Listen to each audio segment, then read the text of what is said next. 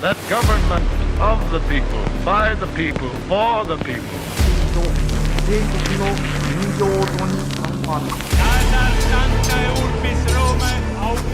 Да здравствует мир между народами. Урд минь Монголын уудам хад, хойно минь Монголын хүчрхэг их мордчлог байваа. 1939 оны байдлаар гэхэд Британий эзэнт гүрэн нь түүхэн дэх хамгийн том газар нутагтай эзэнт гүрэн хэвээр байсан.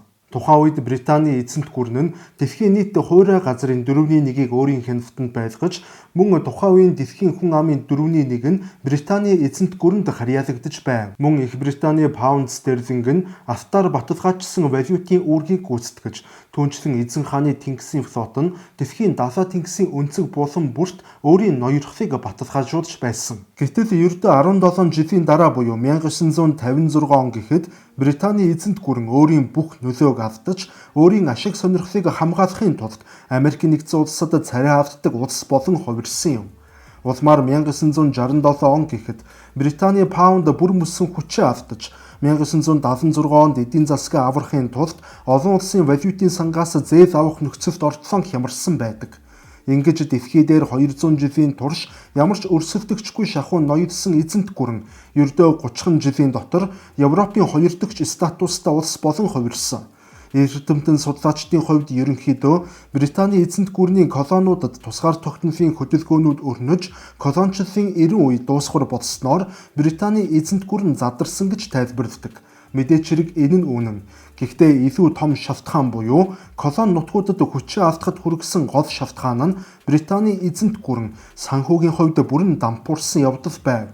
Британий эзэнт гүрэн дэлхийн 2 дугаар дайнд холбоотнуудтай нийлэн цэрэг дайны талбарт ялалт байгуулж чадсан боловч эдийн засгийн хувьд 2 дугаар дайнд бүрэн ялагдал хүлээсэн юм. Тэгэхээр өнөөдрийн дугаараар Британий эзэнт гүрэн хэрхэн эдийн засгийн дампууралд өртөн нуран унаж, түүний оронд Америк нэгдсэн улс нь дэлхийн тэргүүлэгч гүрэн болсон талаар дэлгэрэнгүй ярих болно. Та бүхэндээ манай хамтран ажиллагч байгууллага Авторгын хууль зүйн товч байгаа танилцуулж байна. Хэрвээ танд болон таны аж ахуй нэгжид ямар нэгэн байдлаар хууль эрх зүйн зөвлөмж туслалцаа хэрэг болвол Авторганд хандаарай. 1918 онд дэлхийн 1-р дайн дуусах үед Британий эзэнт гүрэн хамгийн оргил үедээ хүрээд байв. 1920 оны байдлаар гэхэд эзэнт гүрэн 35.5 сая км2 газар нутаг буюу хуурай газрын 4/1-ийг захирч байлаа. Мөн энэтхэг нь Британий мэдлэнх байсан тул дэлхийн нийт хүн амын 5/1 буюу 458 сая хүн тус эзэнт гүрэнд харьяалагдаж байв. Бараг төв бүхэн дээр өөрийн гэсэн газар нутагтай байсан учраас тухайн үед Британийг нар хизээч жаргадаггүй эзэнт гүрэн хэмээн нэрлэдэг байж. Гэхдээ эцсийн эцэстээ тус эзэнт гүрний жинхэнэ хүч чадал нь газар нутагтай бус харин мөнгөн дээр суйрлаж байлаа. Британий паунд стерлинг нь тухайн үед дэлхийн нөөц валютын үүргийг гүйцэтгэж, олон улсын бүх худалдаа өнөөдрийн шиг доллараар бус харин паунд стерлингээр хийгддэг байв. Мөн нийслэл Лондон хот нь албан бус байдлаар дэлхийн санхүүгийн төв хэмээн нэрлэгддэг байж. Түүнчлэн Британий банкуд дэлхийн хамгийн том санхүүжүүлэгчийн үүргийг гүйцэтгэж, дэлхийн бүх төвд маш олон төслүүдэд хөрөнгө оруулалт зээл олгодог байлаа. Британий хөрөнгө оруулагчид Аргентины төмөр замуудыг эзэмшиж, Өмнөд Африкийн уурхаануудыг хянаж, энэтхэгийн тариан талбайдуудад эзэн сууж, 5 твийн аж үйлдвэрлэл бүхэлдээ шахуу Британий мөнгөөр санхүүждэг байв. Британий энэхүү санхүүгийн ноёрхол нь тус улсад хамгийн бага хүүтэйгээр зээл авах даргуу эрхийг олгодог байж. Британчууд тэрхүү бага хүүтэй маш ашигтай зээлээр өөрийн нүсэр том зэвсэгт хүчнийг санхүүжүүлж, тэр зэвсэгт хүчнээрээ дамжуулан колони нутгууд дахь ноёрхлон бэхжүүлдэг байв. Эдийн засгийн хувьд Британчууд зээл болон өр төлбөрөөр дамжуулан дэлхийг хянаж байсан тул олон улсын худалдаа бараг тэр чигтээ Британчуудын нөлөөнд оршдог байв. Британий энэхүү эдийн засгийн тогтолцоо нь бүхэлдээ алтан дээр оршиж байлаа. Учир нь тухайн үед Их Британий паунд стерлинг нь автаар баталгаажсан цорын ганц валют байв. Цаасан мөнгө бол угтаа энгийн л нэг цаас. Гэтэл автаар баталгаажсан паунд стерлингээр хүмүүс авт худалдан авах боломжтой байлаа. Автны үнэтэй цаас гэсэн үг. Энэхүү паунд стерлинг автаар баталгааждаг тул тус валют нь дэлхийн хамгийн найдвартай, итгэл төгс валют болон хувирч олон улсын худалдаа тэр чигтээ паунд стерлингээр хийгдэх болсон байна. Гэхдээ тухайн үед Британи нь хамгийн том эдийн засагтай улс байсан гэвэл үгүй. Яг тэр үед Америкийн нэгдсэн улсын эдийн засаг Британийнхаас том болж эхэлсэн юм. Гэхдээ та бодоод үзээрэй. Британий эзэнт гүрний зүрхэн хэсэг буюу тухайн үед 44 сая хүн амтай Британий ард дэндүү нөлөөтэй байлаа. Тэнд аж үйлдвэрлэлийн хувьсгал ихэлж, төмрийн хөдөр боловсруулж, нүүр солборлож, нэхмлийн аж үйлдвэрлэлээр дэлхийд толгой зохиж, мөн Британий тэнгисийн флот дэлхийн тэргүүлэгч хэвээр байв. Иймээс Британи нь харагдах байдлаараа бол дэлхийн хамгийн том эзэнт гүрэн гэж харагдаж байлаа. Гэвч эзэнт гүрний дотоодод задрал хэдийнэ ихэлж гисэн байв. Үүний хамгийн ихний шинж тэмдэг нь дэлхийн 1-р дайнаар илэрсэн юм. 1914-өөс 1918 оны хооронд Британий дайны зардал 35 тэрбум паунд стерлингт хүрэв.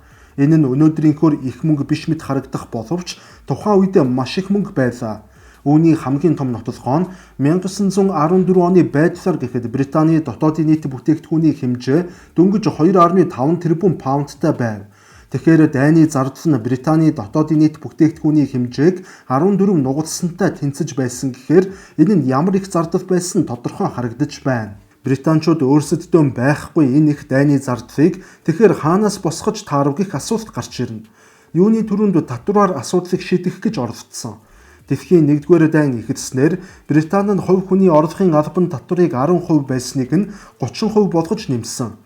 Гэсэн хэдий ч дан ганц татвараар дайны бүх санхүүжилтийг шийдэх боломжгүй байв.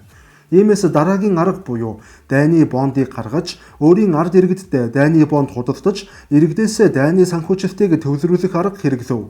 Британий ард иргэд их оронч үйлдэл гаргаж, дайны бондыг олноороо худалдан авсан боловч энэ нь бас л хангалтгүй байлаа.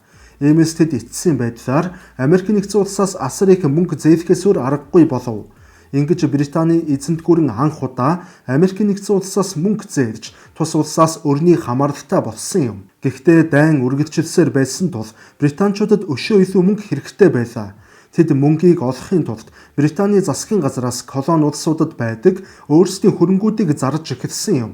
Дайны өмнө Британи нь колони нутгуудаа асар их хөрөнгө оруулалт хийж, асар их хөрөнгийг эзэмшдэг байсан бол дайны дараа гэхэд арлаас гадна орших бараг дийлэн хөрөнгүүдээ нэгэнт автаж таарад байв. Мөн дэлхийн 1-р дайнд Британи нь өөрийн бүх авт болон валютын нөөцийг шавхаж дууссан тул Британий аж үйлдвэрүүдийн өрсөлдөх чадвар эрс буурсан байлаа. Улмаар 1-р дайны дараа 1925 онд британчууд фунт стерлингээ дахин автаар баталгаажуулах алхам хийв. Гэхдээ энэ нь британчуудын хамгийн том алдаа болон хувирсан юм. Учир нь тэд паунд стерлингийн өрсөлдөх чадварыг бодит чадвараас нь хит өндрөөр үнэлсэн байлаа. За үүнийг маш энгийн үгээр бүр эдийн засгийн ямар ч ойлголтгүй хүнч ойлгох байдлаар тайлбарлах гээд оролдъё. За та өөрийгөө талхны цэг ажилуулдаг хүн гэж төсөөл. Дайн болохоос өмнө та нэг талхаа 1000 төгрөгөөр зардаг байв. 1000 төгрөгөөр талх зархад хүмүүс талх худалдан авч чаддаг, таач хангалттай ашиг олдог байлаа. Гэтэл дайн болж дууссаны дараагаар нөхцөл байдал өөрчлөгдөв. Дайны дараа гурилны үн өсөж, түлш эрчим хүч болон ажилчдын цалин өсөв. Нэг ёсондоо бол нэг талх үйлдвэрлэх бодит өртөг өссөн гэсэн үг. Гэтэл ийм байхад та үнэ нэмэхийн оронд миний талх өмнөх шиг 1000 төгрөг гэж зардсан гэсэн үг. Ийм тохиолдолд та ашиг олох боломжгүй, харин ч бүр алдагдал хүлээж, эцэст нь дампуурхад хүрнэ. Тэгэхээр британчууд яг ийм зүйл хийсэн гэсэн үг. Тэд өөрсдийн фунтыг яг дайны өмнөх шиг хүчтэй байгаа хэмээн зарласан ч бодит байдал дээр фунт хэтэрхий суларсан байв. Үүнээс болоод Британий бараанууд зах зээлээс шахагдаж, Герман болон Америк бараанууд Британий барааг орлож, улмаар худалдан авалт дундарч, ашиг багасж эхэлсэн тул захиалга тасалдаж, эцэст нь ажлын байрны цомогтгол хийхэд хүрэв. Ингээд нийгэмд ажилгүйдэл өсөж, түүнийгээ дагаад ядуурс нэмэгдэж, дотоод эдийн засаг бүрэн дампуурхад хүрчээ. Ийм нөхцөлд Британд арай мөнгөтэй хүмүүс юу хийж эхэлсэн бэ гэвэл паунд стерлинг угаасаа бүтэхгүй юм байна гэж үзэж паунд нэгэнт автаар баталгаажаад байсан тул паундуудаа авт болгон солиж эхэлжээ. Иргэд маш олноороо авт авч эхэлсэн тул Британий автны нөөц ганхаж эхлэв. Ингээд эцэст нь 1931 онд Британий засгийн газар яалтчгүй паунд стерлингийн автаар баталгаажих явдлыг зогсоох шийдвэр гаргажээ. Үгүй бол улс өөрөө автны нөөцгүй болж бүрэн дампуурах эрсдэлд орсон гэсэн үг. Товчхондоо бол яг л ийм зүйл болсон. Энэхүү авдаттай алхмыг тухайн үед сангийн сайдаар ажиллаж байсан Winston Churchill хийсэн юм. За гэтэл дэлхийн 2 дугаар дайн удалгүй эхлэв. 2 дугаар дайн нь Британий эзэнт гүрний хувьд үхлийн цохилт болжээ. 2 дугаар дайн нь угаас эдийн засгийн хямралаас бүрэн гарч амжаагүй байсан Британийг нэмж 28 тэрбум паундын дайны зардалд унгав. Энэ удаа британчуудад тэр их зардлыг гаргах ямар ч боломж байсангүй. Британчууд дотоодын нийт бүтээгдэхүүнийх нь 55%-ийг хэдийнэ зөвхөн дайнд зориулж байв. Ард иргэдийн хувьд хоол хүнс хувцас хэрэглэлд мөнгө зарцуулах ямар ч боломжгүй болж улсын нөөц нэг бүрчлэн дайнд зориулагдаж байлаа. Мөн британчууд дэлхийн 1-р дайны дараа худалдалгүй авч үлдэж чадсан гадаад дахь үлдсэн хөрөнгүүдээ бүгдийг нь зарж мөн боломжтой бүх газруудаасаа нэмж мөнгө зээлж улсын эдийн засаг бүрэн дампууржээ. Улмаар 1941 он гэхэд Британий эзэнт гүрэн жинхэнэ утгаараа шууд дампуурсан бөгөөд дайнд бууж өгөх гэрээнд гарын үсэг зурхад бараг бэлэн болоод байлаа. Гэтэл яг энэ үед Америкийн нэгдсэн улс нь Венфис хөтөлбөрөөр зарлаж таарсан юм. Америкийн нэгдсэн улсын зүгээс британчуудад зэр зэвсэг, хоол хүнс болон бусад нөөцүүдийг зээлж эхэлсэн бөгөөд дайн дууссаны дараагаар эргүүлэн төлөх нөхцөлийг тулгасан юм. Америкийн нэгдсэн улсын зүгээс зөвлөлт холбоот улсад хүртэл Венфис хөтөлбөрөөр хэрэгжүүлсэн байдаг. Мөн уг Венфис хөтөлбөр нь сайн санааны буйны ажил бас биш бөгөөд 10% хүүтэй зээл байв. Британчуудад дайнд ялагдахгүй тулд мэдээч хэрэг Америкийн нэгдсэн улсын уг саналыг зөвшөөрөв. Ингэснээр Америкийн нэгдсэн улс маш том давуу талыг олж Британий зах зээл, Британий колони орнуудын зах зээл, мөн Британий худалдааны замууд, Британий худалдааны систем гээд нэг ёсондоо британчууд Америкийн нэгдсэн улсад бүх үүдэн аргагүй эрхэнд нээжээ.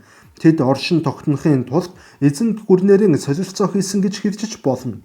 Америкийн нэгдсэн улсын хувьд олон улс дахь худалдааны нөлөөг, Британий нөлөөг британчуудад үр санал болгох байдлаар британчуудаас худалдан авсан гэсэн үг. Улмаар 1945 он буюу дайн дуустдаг жил Британий нийт гадаад өр эзэнт гүрний дотоодын нийт бүтээгдэхүүний 250%-тай тэнцэж байлаа.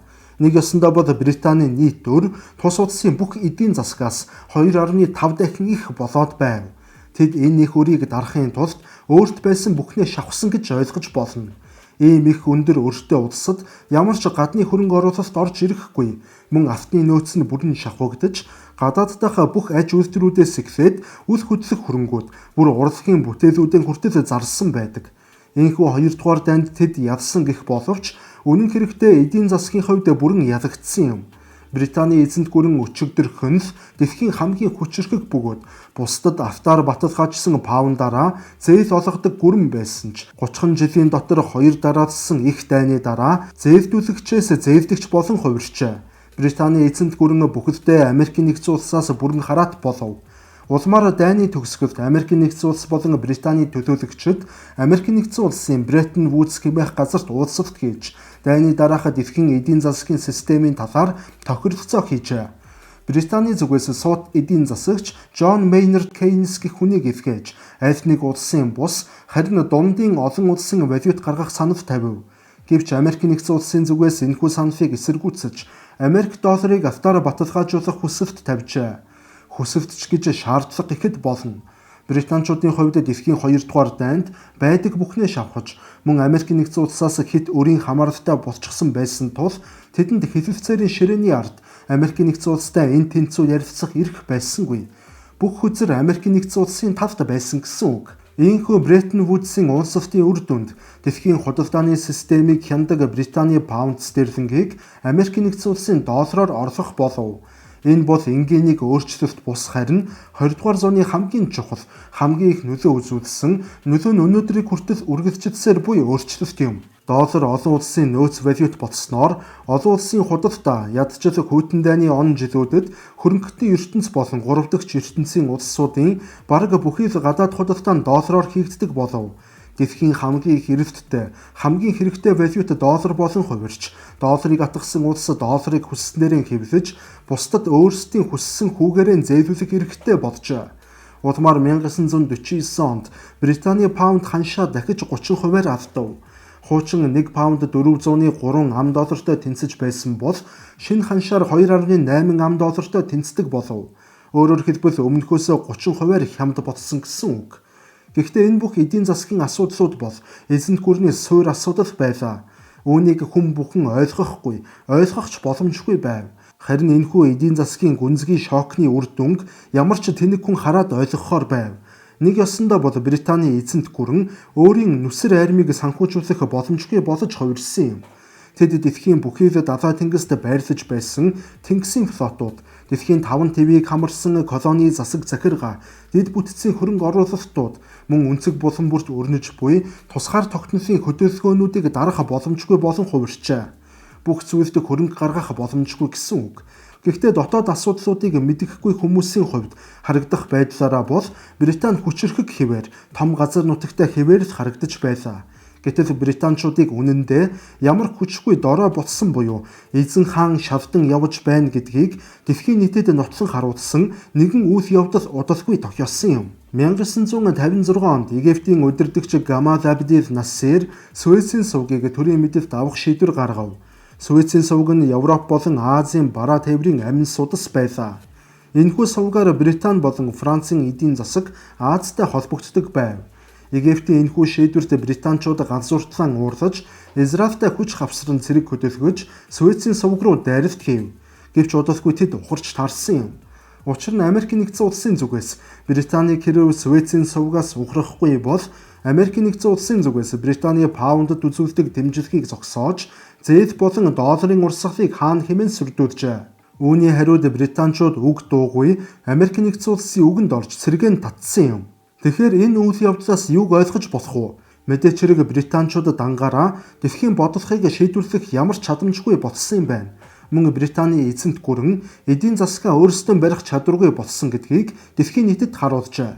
Харин дэлхийн бодлогын жинхэнэ эзэн нь Америк нэгдсэн улс болсон гэдгийг тэгэхэд бүх нийтээрээ ойлгов. Нэг ёсондоо бол дэлхийн шин дэг журмыг анх удаага бүх дэлхийн эв тодор харжээ.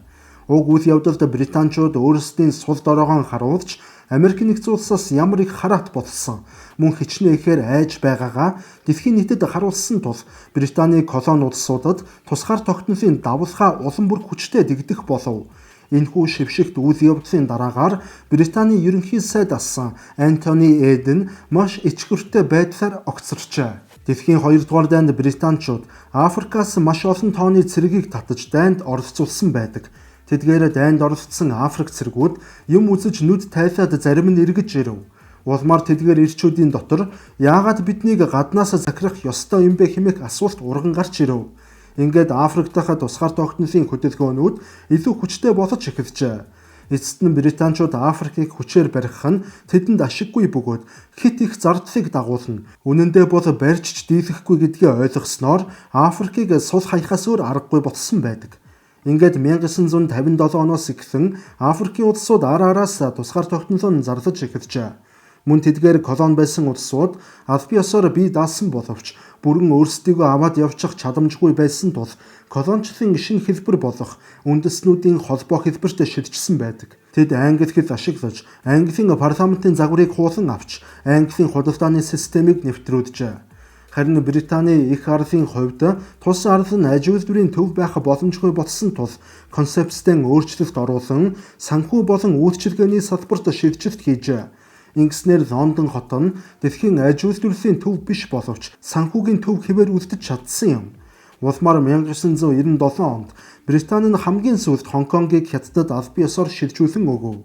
Энэхүү үйл явдал нь Британий эзэнт гүрний албан ёсны төгсгөл байсан гэж үздэг. Өөрөөр хэлбэл нар хизээч жаргадаггүй эзэнт гүрэн бүхэлдээ түүх болон үлдсэн мөч байлаа. Тэгэхээр эцсийн эсэст Британий эзэнт гүрэн санхүүгийн ноёрхлон автаж мөнгөгүй болсноор тус эзэнт гүрний төгсгөл тохиолсон юм. Эдийн засгийн хүч чадал бол орчин үеийн дэлхийн ертөнцид цорын ганц жинхэнэ хүч чадал болон хувирчээ. Мөн дэлхийн нөөц валютын эзэн байна гэдэг нь дэлхийн эзэн байхтай агаар нэг ойлголт. Британчууд үүнийг маш их золиос, маш их цус нулимсаар ойлгосон юм. Ингээд эцэст нь тэд Америк нэгдсэн улсад өөрсдийн байр суурийг автсан. Гэхдээ эцэст нь хинч мөнх ноёрхдаггүй. Бүх зүйл ээлж дараатай гэдэг нь хорвоогийн зам байж ч магадгүй. Тэгэхээр өнөөдрийн та бүхэндээ бэлтгэсэн дугаар маань энэ түрээд өндөрлөж байна. Та бүхэн таалагдсан гэдэгт найдаж байна. За ингээд дараагийн дугаараар дахин уулзтлаа түр баярлалаа.